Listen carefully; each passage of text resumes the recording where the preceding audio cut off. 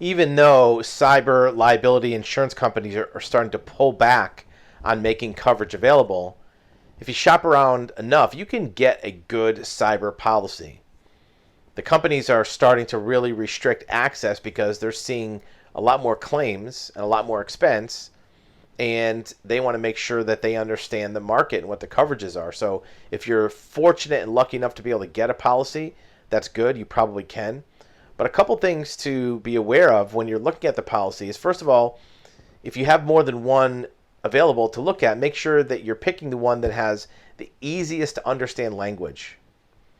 Cyber liability insurance is the most talked about type of insurance in the current market, but it's the least understood. Obviously, if you are buying a fire insurance policy and you read that the policy says if your building burns down, they'll fix it. That makes sense. You understand a building fire and casualty insurance. Cyber policies have a lot of tech language in them. So you want to make sure that you understand the language, and if you don't, that your agent or broker can explain it to you. You want to simplify the terms. You want to simplify the understanding of what's covered and what's not covered. Second of all, understanding the risk. A lot of small businesses think that they don't need cyber liability policy because they're a small company, and that only happens to big companies. In fact, it's the opposite. A lot of cyber attackers and hackers target smaller companies because they know that you have a smaller budget for cyber protection, for cybersecurity. Large Fortune 500 companies, they can spend millions on cyber protection, where a small company may just have their IT guy do some few things in their spare time.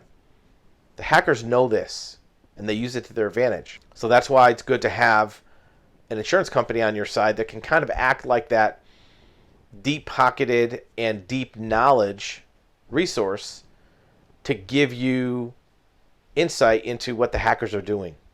Just because you don't have the budget to do all the research, you can kind of piggyback off the insurance company to know what you need to do.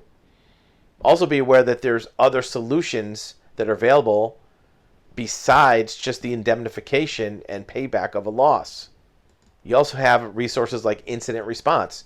The insurance company may have IT people that can swoop into your company if you have an event and basically fix something that's broken. In fact, it's probably cheaper for them to do that than to pay your IT people to fix it because they've done it a million times. Your IT person may not have seen this threat before.